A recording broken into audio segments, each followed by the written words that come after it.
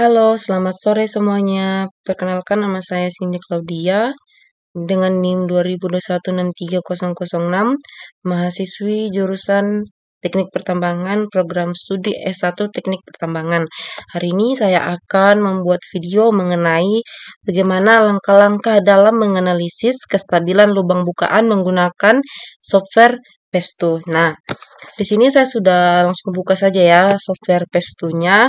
Dan di sini sudah ada contoh. Ini adalah terowongan tambang bawah tanah, sudah ada ya di sini contohnya. Nah, jadi bagaimana untuk kita menganalisis kestabilan lubang bukaan ini? Yang tentunya kita akan memerlukan data-data yang akan saya tampilkan di sini.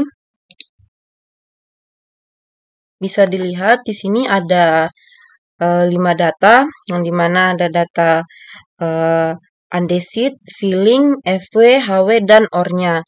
Nah, dengan menggunakan data-data ini, kita dapat menganalisis kestabilan suatu lubang bukaan. Bagaimana caranya? Saya akan buka salah satu datanya, yaitu adalah andesit. Nah, ketika kita buka datanya ini, dia kan bentuk datanya dalam file Rocklab. Jadi terlebih dahulu kita harus menginstal software Rocklab. Jadi kita akan memerlukan data seperti yang pertama itu nilai modulus Young. Ini menggunakan dengan kriteria Hook and Brown. Dapat lihat di sini dia menggunakan klasifikasi Hook and Brown. Jadi data-data yang kalian gunakan, kalian harus sesuaikan lagi dengan kriteria yang akan kalian gunakan. Dan dapat kita lihat di software Pesto-nya. Di sini saya sudah bagi dua layar saja ya, biar mudah untuk melihatnya. Di sini sebelahnya saya buka yang dalam Pesto dan sebelahnya adalah data-datanya. Nah, bagaimana caranya kita memasukkan? Yang pertama kita ke Tools Properties. Kita buka ke Define Materials. Nah, di sini karena saya sudah memasukkan nama materialnya, saya akan jelaskan bagaimana langkah-langkah untuk memasukkan data-datanya ini. Pada material pertama itu adalah andesit. Di sini tadi namanya tuh belum andesit ya, masih material. Jadi kalian ubah namanya sesuai dengan data yang kalian gunakan ini. Yang pertama itu kan andesit ya. Jadi kita namakan juga dia untuk nama materialnya andesit. Lalu yang pertama yang kita butuhkan adalah nilai Young modulusnya. Nah, pada data Rocklab ini kita lihat yang paling bawah, yang ERM itu adalah nilai modulus Young-nya. Kita masukkannya.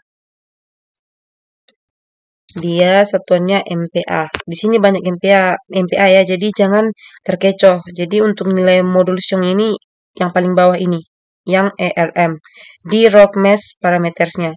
Jadi nilainya di situ kita masukkan 66985. Oke.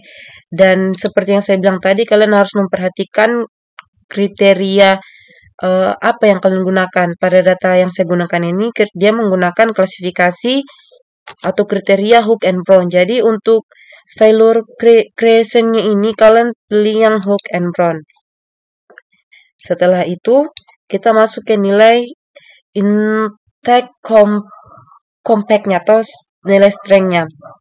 Dia satunya juga MPa. Lalu kita scroll lagi di data Rocklab-nya, kita lihat yang paling atas. Yang di Hook Brown Classification yang paling pertama. Yang 51 ini satuannya MPa kan. Jangan terkecoh dengan yang di bawah ini, yang kita gunakan adalah nilai yang di atas ini. Jadi kita masukkan 51. Di sini nilainya sudah 51. Yang ketiga, MB parameternya. Nah, kita lihat lagi di bawahnya di Hook Brown kriteria. Nah, di sini ada MB. Langsung kita masukkan aja nilainya.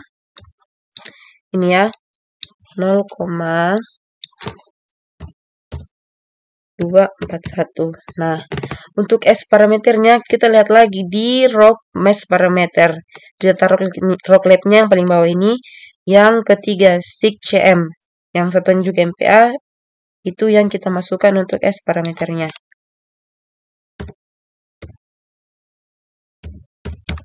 Oke, setelah kita memasukkan datanya, sudah kita bisa okekan. Jadi, tadi ada 5 data dan desit, filling, FP, HW, dan OR. Jadi, saya cuma mencontohkan bagaimana cara memasukkan datanya, kurang lebih untuk yang lainnya sama saja ya. Jadi, saya cuma memperlihatkan satu saja bagaimana cara memasukkan datanya untuk mempersingkat waktu.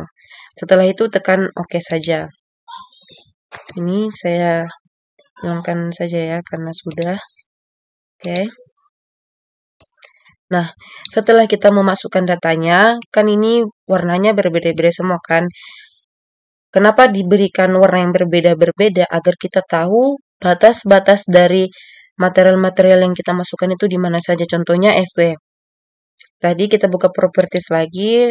Untuk yang FW itu saya beri warna hijau ya. Misalnya saya mau ubah ke warna ungu ya misalnya. Nah, setelah kita ubah warnanya di material color ini, kita langsung oke saja. Oke, di sini langsung terubah ya. Namun, selain itu kita bisa ubah juga di caranya begini. Kita ke materialnya ini, kita klik kanan, kita ke assign material. Nah, di sini sudah terpilih ya 6. Tadi kalau belum terpilih, kalian bisa langsung tekan saja. Jadi seperti itu, untuk mengubah warnanya. Oke, saya akan ubah lagi ya. Saya kembalikan ke warna hijau kembali. Nah, oke. Setelah itu, ini datanya semua sudah masuk ya. Kalau kalian zoom dan kalian pindahkan kursornya ke warna yang berbeda, pasti dia akan menunjukkan material yang berbeda. Yang berwarna hijau ini dia material FW, yang merah ini dia OR, lalu yang abu-abu ini dia undesit. Nah, bisa kalian perhatikan di sini ada 2 lubang bukaan atau portal jalan masuk utamanya. Kalian lihat yang panjang-panjang ini adalah rock bolt-nya. Seperti penyangganya lah begitu. Jadi bagaimana cara kita membuatnya ini? Nah, kita masuk ke tools yang ini. Delete bolts. Jadi saya akan ajarkan bagaimana kita membuat rock bolt ini. Jadi kita hapus boltnya dulu.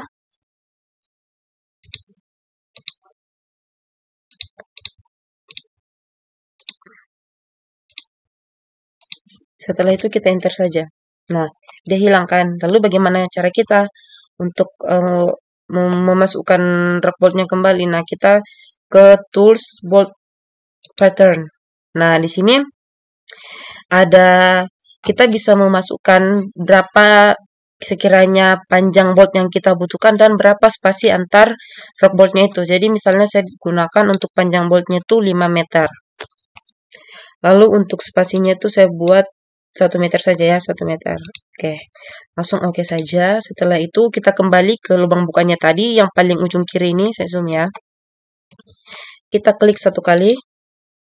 Nah, bagaimana untuk membuat rock bolt-nya dia 1 kali jalan semua, tinggal kalian tarik saja kursor kalian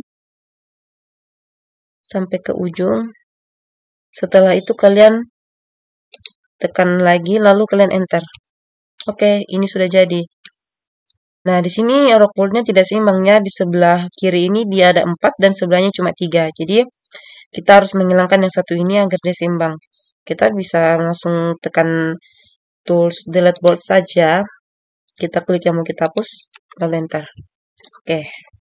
Jadi begitu ya cara untuk memasukkan untuk membuat rock bolt-nya. Nah, selanjutnya, jika kalian melihat di samping kiri kanan atas bawah ini ada segitiga-segitiga seperti ini juga bisa kita buat ya caranya. Tinggal kita masuk ke tools mesh, lalu kita kita pilih menu yang paling bawah dulu, kita remove mesh-nya itu, kita hapus. Nah, ini dia terhapuskan. Lalu bagaimana untuk membuatnya kembali? Kalau untuk membuatnya kembali itu kita harus masuk ke tools mesh kembali. Kalau kita buatnya secara manual, ketika kita mau melihat faktor keamanannya, ketika di compute itu tidak akan terbaca.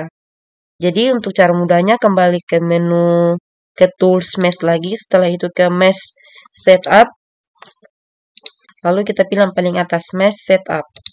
Nah, di sini yang sebelah kiri discredit, kalian tekan saja langsung muncul ya, kayak seperti di plot-plot begitu.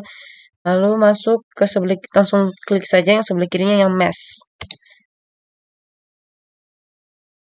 Nah, setelah itu kalian tekan OK. Oke, dia sudah muncul kembali. Lalu bagaimana caranya untuk melihat faktor keamanannya? Setelah semua datanya sudah dimasukkan, kita tinggal compute saja. Yang ini. Yes, kita pilih menu yes. Pilihan yes maksudnya. Kita tunggu sampai dia selesai. Setelah di-compute, kita interpret dia. Oke, sekarang kita tinggal tunggu. Nah, seperti ini. Jadi ini nilai parameter keamanannya ya. Untuk cara mudahnya kita ubah, kita lihat faktor safety-nya atau faktor keamanannya, pilih di sini, di sigma 1 ini, kita ubah ke strength factor. Oke. Sini bisa dilihat ya. Di sini parameter nilai keamanannya, jika dia semakin berwarna biru, tandanya dia semakin aman. Nah, semakin jauh dia dari tempat yang ini, jadi dia tempat yang rawan terjadi misalnya longsor, berarti dia semakin aman. Bisa dilihat di sini lubang portal bukaannya yang paling diantisipasi untuk terjadi runtuhan, jadi ini masih kategori aman. Bagaimana untuk mengetahuinya lebih mudah? Bisa kita masukkan angka-angkanya. Kita masuk di sini, menu label contour. Setelah kita klik, terserah kita mau klik yang mana. Misalnya saya klik di sini untuk mengetahui berapa nilai FK-nya atau faktor keamanannya. Nah, ini muncul kan, jadi terserah kalian mau buat angkanya itu di mana agar lebih mudah membacanya, faktor keamanannya. Jadi seperti itu. Jadi kalau dia semakin berwarna biru, berarti dia aman ya. Contohnya kalau dia yang berwarna merah ini.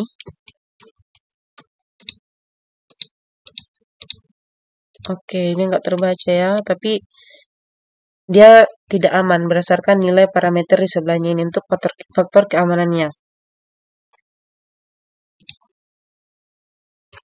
Jadi sekian penjelasan singkat dari saya mengenai bagaimana langkah-langkah dalam menganalisis kestabilan lubang bukaan untuk tambang bawah tanah menggunakan software Pesto.